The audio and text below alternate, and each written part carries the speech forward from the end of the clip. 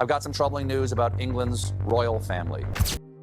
Amid the seemingly unchanging heart of the royal family, a silent conflict is gradually coming to light, and at its center are King Charles III and his wife, Camilla. Recently, as the king's health began to decline, an anonymous letter suddenly appeared, revealing a terrifying suspicion. Camilla may have been preparing for years to push Prince William out of his rightful position and bring her own son deeper into the royal family, waiting for the precise moment when power grows fragile. Those lines were not merely accusations. They contained internal details that only insiders could know, details that made Charles unable to ignore them. While he quietly followed the trail, old memories gradually resurfaced, along with the secret that his father, Prince Philip, had known before his death. But everything gradually reached a deadlock when the evidence that seemed to have vanished pointed directly back to his own wife. Can Charles protect the royal family? Or is he facing a meticulously calculated conspiracy from long ago? In early April 2026, London was steeped in the peaceful calm of spring. However, at Clarence House, the atmosphere was suffocating. King Charles III, who had officially ascended the throne less than 3 years earlier, was facing the harshest reality of all. His health was deteriorating markedly. The mornings when he used to rise early to tend to his garden now saw him lying, extended on his bed. The royal physicians whispered among themselves grave words: chronic fatigue, a weakened immune system, and even more concerning signs they dared not yet make public. Official schedules were continuously canceled. The public was only told that the king needs rest to recover. But inside the palace, everyone could sense it. The moment of transition was drawing closer than ever. And on a recent morning, a simple cream-colored envelope was delivered to Clarence House through ordinary mail. It bore no special stamps and had not gone through the royal security system. The king's private secretary, Mr. Edward Harrington, received the envelope with a normal expression, assuming it was merely a belated New Year greeting. But when he opened it, his face turned pale. Inside was a sheet of white paper with clear handwriting and no signature. Your Majesty King Charles, I am writing this letter not out of hatred, but out of genuine loyalty to Your Majesty and to the Crown. Many years ago, Queen Camilla secretly discussed with a trusted bodyguard a plan to bring her son from her previous marriage, Tom Parker Bowles, into a position of real influence within the royal family. She does not want the throne, but she wants power. She is waiting for the moment when Your Majesty is no longer strong enough to control everything. I witnessed that conversation with my own eyes in 2021, right when the first signs of Your Majesty's illness began to appear. They spoke of waiting for Charles to weaken, of arranging personnel, and of how to legitimize everything on paper. Your Majesty should investigate this thoroughly. Charles sat in his private study, the warm golden lamplight falling on a face far more gaunt than on the day of his coronation. He held the letter and read each line slowly. His hand trembled slightly when he reached the part mentioning 2021, the year he had first begun to feel his body was no longer the same, though he had tried to hide it. This is a cheap fabrication, he muttered in a deep, skeptical voice. But he could not deny one thing. The writer knew far too many details that only those very close could know. The timing, the locations of medical examinations known only to royal insiders. He placed the letter on the desk, leaned back in his chair, and gazed out at the courtyard, blanketed in pure white snow. A strange feeling crept into his heart. Not anger, but the sharp pain of potential betrayal. Charles had endured many upheavals in his life: divorce, scandal, his mother's death, and the long journey to win public acceptance for Camilla. He had once thought that after ascending the throne, everything would be peaceful. Now, a single piece of paper had forced him to question the very woman he had chosen to stand beside him. He called Edward Harrington in. His voice was calm, but carried great weight. "Edward, this letter, keep it in absolute secrecy. Do not tell anyone, not even Camilla. I need time to think." Edward nodded, worry clear on his face. "Your Majesty, do you wish me to begin an investigation immediately?" Charles shook his head slightly. "Not yet. At this moment, any movement could cause disruption. I will examine it myself first." That night, Charles did not sleep. He sat alone in the room, reading and rereading the letter many times. With each reading, he felt a deeper unease. He recalled the times Camilla had advised him to rest more, the personnel suggestions she had made with an air of casual concern. Previously, he had thought they were simply a wife's care. Now, they all seemed to carry a different hue. The next morning, he locked the letter away in a secret drawer with its own key, then stood up and looked out the window. Snow was still falling. Charles whispered to himself, his voice full of fatigue yet resolute. "If this is true, then I will not allow the royal family to fall into the hands of personal ambition, no matter the cost." In the days following receipt of the anonymous letter, King Charles III could not sit still. Each morning when he woke, he felt a heavy weight pressing on his chest. His already weakened health made him tire more easily. But what kept him awake at night was not physical pain. It was the growing suspicions in his heart. He began having every detail cross-checked. In his private study, under the dim golden desk lamp, Charles opened stacks of old files, personal diaries, and internal meeting minutes from many years prior. Then, suddenly, he remembered a detail he had once thought ordinary: Camilla's personnel suggestions over the past 2 years. She would often say to him in a gentle, caring voice, "Charles, I think we should let Tom, my son, support some charitable projects. He understands the media well and has a wide network." At the time, Charles had simply nodded and smiled. "I'll consider it later." Now, rereading the minutes, he saw clearly. Most of those suggestions were aimed at placing Tom Parker Bowles's relatives or friends in positions that indirectly influenced the royal funds and related organizations. He recalled an autumn evening in 2024 when the two of them sat drinking tea in their private sitting room. Camilla held her teacup, her voice soft and soothing. "I only want to help you, Charles. Tom could take on the role of unofficial media advisor. That way, you would be much less burdened." Charles, exhausted from a heavy schedule at the time, had not paid much attention. Now, those words echoed in his mind like a warning.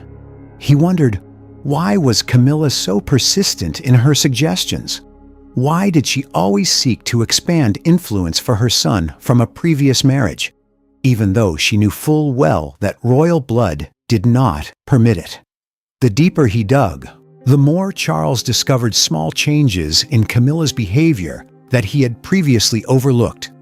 Those words no longer carried the meaning of care. They had become calculated moves. Charles felt a stabbing pain in his heart. He had loved Camilla and had fought to place her in the position of queen. He had once believed that after all the storms, they had found peace. But now that trust was shaking violently. He did not want to believe it, yet the evidence lay right before his eyes. Coincidences that were too suspicious, details that matched the letter's content in an eerily precise way.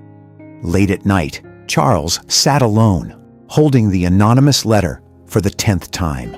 He whispered, "If this is only slander, then someone is trying to divide us. But if it is true, then I have trusted too much."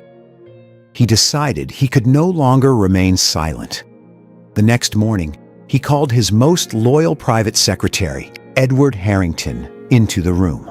His voice was low but determined. "Edward, Find a way to verify the identity of the person who sent this letter. Conduct it in complete secrecy. Absolutely do not let Camilla or anyone inside know. I need the truth, no matter how painful it may be."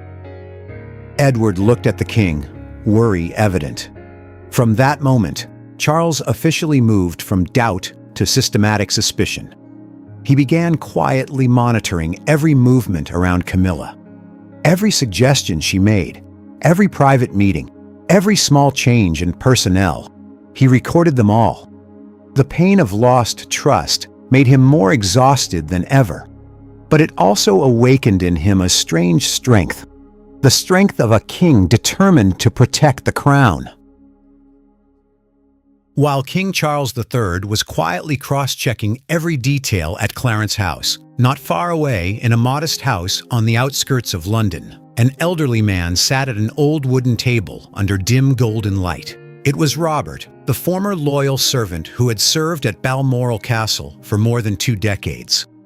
He had long since retired, but the memory of one summer afternoon in 2021 still haunted him every night. That year, summer at Balmoral was calmer than usual. The royal family was on holiday after the long months of the pandemic. Charles was still the Prince of Wales at the time, but his body had already begun sending the first warning signals. Prolonged fatigue and discreet medical checkups known only to insiders. Robert, serving in the private areas, often moved through the garden corners and corridors. One late afternoon, while cleaning near the back garden, Robert accidentally stood behind a dense bush. He clearly heard the voice of Camilla, who was then still the Duchess of Cornwall, speaking with a trusted bodyguard named Marcus. Her voice was no longer as sweet as it appeared in public, but cold and calculating. "Charles is suffering from many illnesses, Marcus. I heard the doctors say there is a risk of cancer. We need to make plans from now," Camilla said, her voice lowered but clear. "Tom deserves a real position in the royal family. Not the throne, but one with influence. He is intelligent, has a wide network, and he is my son. When Charles is no longer strong enough to control everything, we will act," Marcus replied, his voice slightly hesitant. "This will carry great risk. The line of succession is reserved only for those with direct royal blood." Camilla cut him off, her voice firmer. "I will not allow any risk. We will arrange personnel gradually, legitimizing everything through charitable funds and royal organizations. No one will suspect a wife caring for her tired husband. But it must be discreet. When the time comes, Tom will be in a ready position." Robert stood frozen behind the bush. His heart pounded. He knew Tom Parker Bowles well. The eldest son from Camilla's previous marriage was a food critic with his own private life, but he had never belonged to the official royal bloodline. That conversation was not empty talk. It was a long-term plan. That night, Robert could not sleep. He decided to report directly to Prince Philip, Charles's father, and the man to whom he was absolutely loyal. In Philip's private room at Balmoral, Robert recounted every word with a trembling voice. Philip sat in silence for a long time, his stern face showing clear concern. He sighed. "Without physical evidence, we cannot act publicly. The royal family cannot be shaken by rumors, but I will record everything." A few months before his death, in April 2021, on the exact anniversary of Charles and Camilla's wedding, Prince Philip wrote a long secret letter, carefully sealed. He summoned Robert and instructed him in a weak but authoritative voice. "Robert, this letter is to be given to Charles only when the transfer of power begins.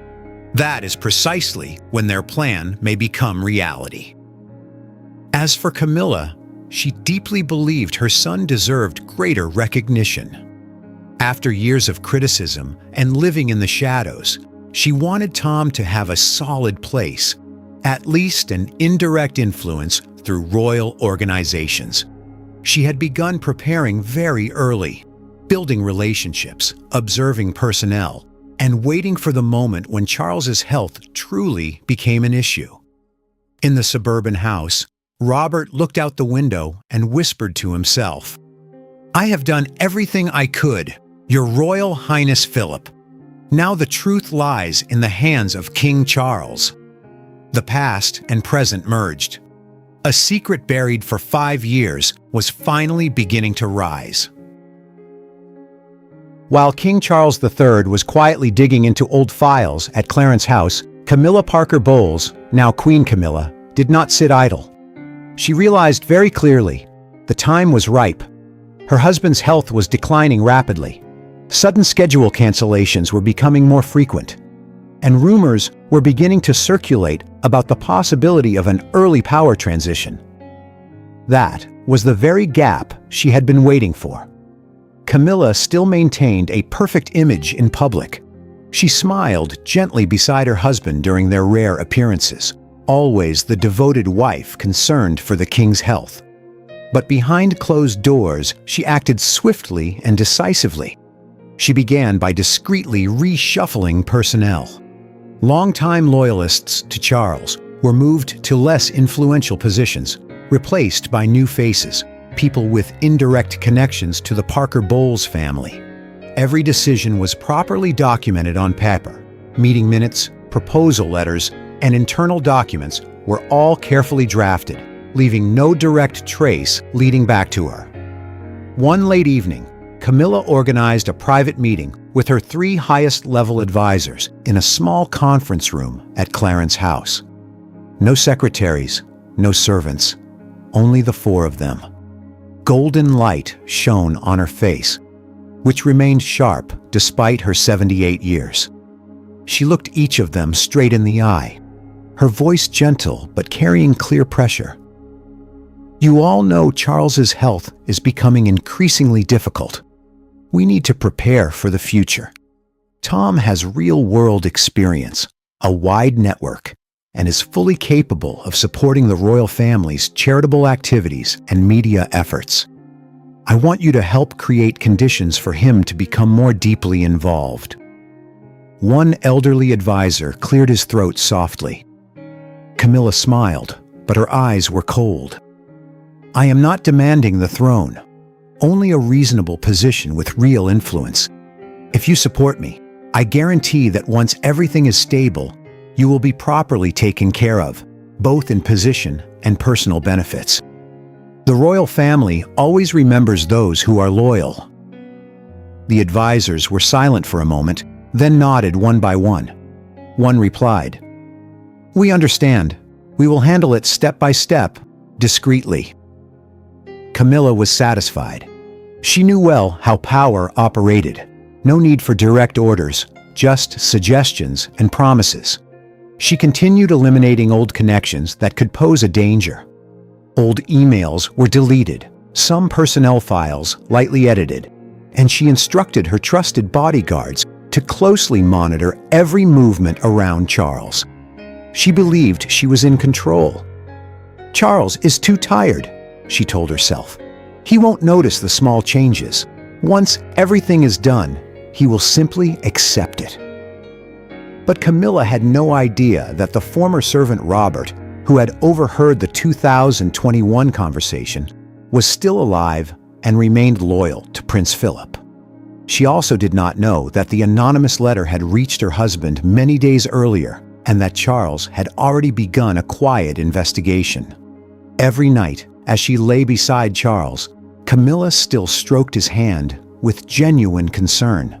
She whispered, "Rest, my dear. I will take care of everything." Charles only nodded lightly, but in his heart, the pieces were gradually fitting together. She did not realize that those secret meetings and promises were becoming a noose tightening around her own neck. Camilla continued to act. She thought time was on her side. In reality, time was running out. An unavoidable confrontation was approaching, yet she still believed everything remained under her control. On Charles's side, After identifying the origin of the anonymous letter, King Charles III no longer hesitated.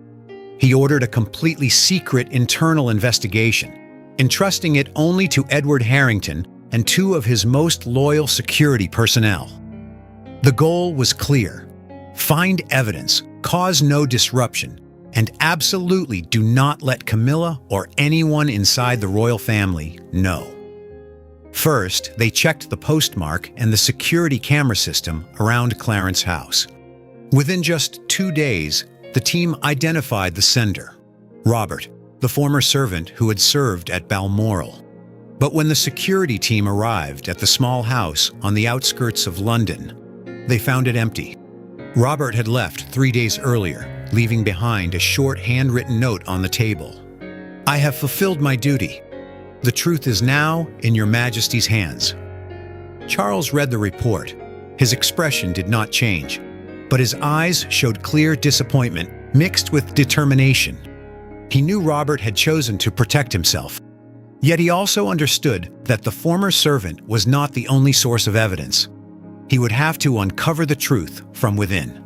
From then on, Charles began reviewing all personnel files from the past 3 years. He sat for hours in his private study, turning each page, comparing every name and every meeting minute. What he had once considered normal now appeared clearly as a web. Camilla had held at least 7 private meetings with senior advisors, all taking place late at night with no official records. Many of her personnel suggestions indirectly paved the way for Tom Parker Bowles to gain deeper access to royal charitable funds and media organizations. He summoned each advisor discreetly, without advance notice. The first interrogation took place on a cold evening. Charles sat behind his desk, his voice low but sharp. "In your recent private meetings with Queen Camilla, what did she mention about Tom Parker Bowles?" The first advisor, a man around 60, replied quickly, "Your Majesty, the Queen mentioned nothing about Tom. We only discussed charitable projects to lighten your Majesty's workload." Charles looked him straight in the eye. "Is that all?" "Yes, that is all." The answers were identical from all 3 advisors. They testified as if they had coordinated beforehand. Camilla had only made suggestions out of concern, merely wanting to help her husband. No one admitted to any promises of personal benefits. Charles clearly sensed the evasion, but he had no physical evidence. No emails, no recordings, no minutes. Everything seemed to have been thoroughly cleaned up. That night, Charles stood alone by the window, looking out at the snow-covered garden. He whispered to himself, "They are hiding it, but I will not stop." He ordered the investigation expanded, rechecking Camilla's entire travel schedule, internal phone calls, and even the smallest personnel changes. Gradually, the pieces began to emerge. One advisor had been rapidly promoted after supporting Camilla's proposal. Another staff member with close ties to the Parker Bowles family had been placed in charge of an important charitable fund. Charles felt his heart grow heavy. Each new discovery was another stab at the trust he had once placed in his wife.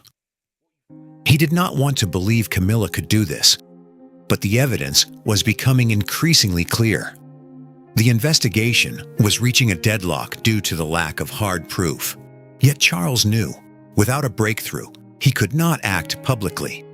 He called Edward into the room at midnight. His voice was tired but full of resolve. "Edward, prepare a closed meeting. I will confront them directly. If there is still no evidence, I will have to find another way. But I cannot allow the royal family to continue being manipulated." Edward nodded anxiously. "Your Majesty, this is very dangerous. If Queen Camilla finds out beforehand..." Charles cut him off. "I am the king. I must protect the crown, even if it means facing the person I once loved most." The silent investigation had pushed Charles to his limit. He knew that only one more step and everything would explode. On the night of April 15th, 2026, Clarence House was shrouded in darkness and heavy silence. King Charles III had decided not to wait any longer. He organized the most discreet confrontation meeting ever held. No secretaries, no official cameras, only those directly involved. The small meeting room was lit only by a few desk lamps. Charles sat at the head of the table, his face weary, but his eyes resolute. To his right were Edward Harrington and two loyal courtiers. Opposite him sat Camilla, along with the three advisors who had previously attended her private meetings. The atmosphere was as tense as a drawn bowstring. Charles began in a low voice, yet every word carried weight. "I have remained silent long enough. Today, we will clarify everything before it is too late." He placed the anonymous letter on the table and pushed it toward Camilla. She looked at the paper. Her face maintained its calm appearance, but her hands clenched slightly.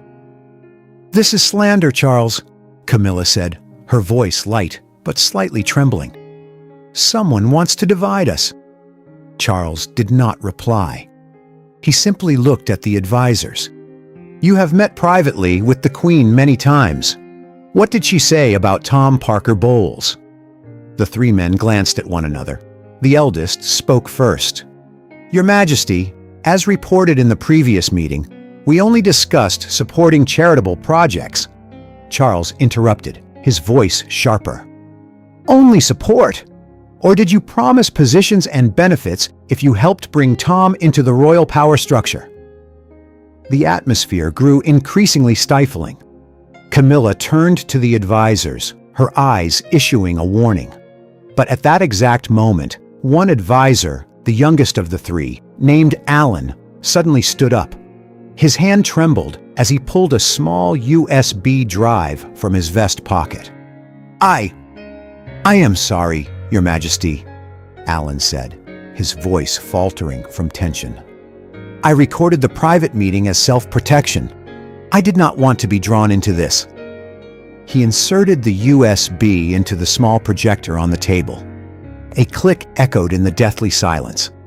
Camilla's voice, clear and cold, rang out from the speaker. "Tom must have a deserving position. He is not an outsider. You help me arrange the personnel and create the conditions, and I will ensure you are properly taken care of once everything is stable. Charles is no longer as strong as before. We need to prepare for the future." The room froze. Camilla turned deathly pale, her lips pressed tightly together, with no words left to deny it. Charles sat motionless, looking at his wife with eyes filled with both pain and profound disappointment. "Camilla," he said slowly, his voice hoarse with emotion, "I trusted you. I fought to place you in this position. But the royal family is not a place for personal ambition. Not for your son from a previous marriage. Not for anyone." Camilla remained silent. She did not cry, nor did she make excuses. There was only a heavy, prolonged silence. She knew that if she spoke in defense now, everything would become much worse. The next morning, the Royal Council was urgently convened in a closed meeting. There was no press release, no images. After more than 3 hours of tense discussion, the decision was made quickly and decisively. Queen Camilla was removed from all official royal activities for at least 12 months. All proposals and connections involving Tom Parker Bowles to any power structures, charitable funds, or royal organizations were immediately canceled and strictly prohibited in the near future. Charles sat alone in his study after the meeting. He looked out at the Buckingham Garden, covered in a thin layer of snow. Exhaustion was evident on his face, but so was a mixture of relief and pain.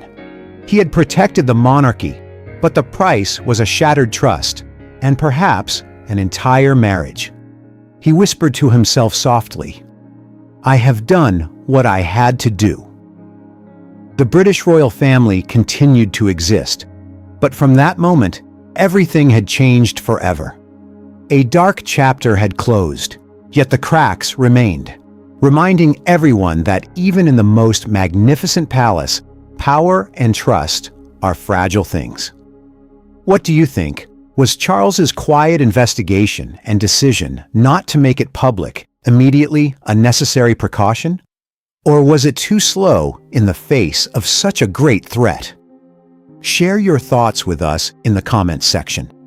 Remember to like, share, and subscribe for more. Also, click the next video showing on your screen. You will enjoy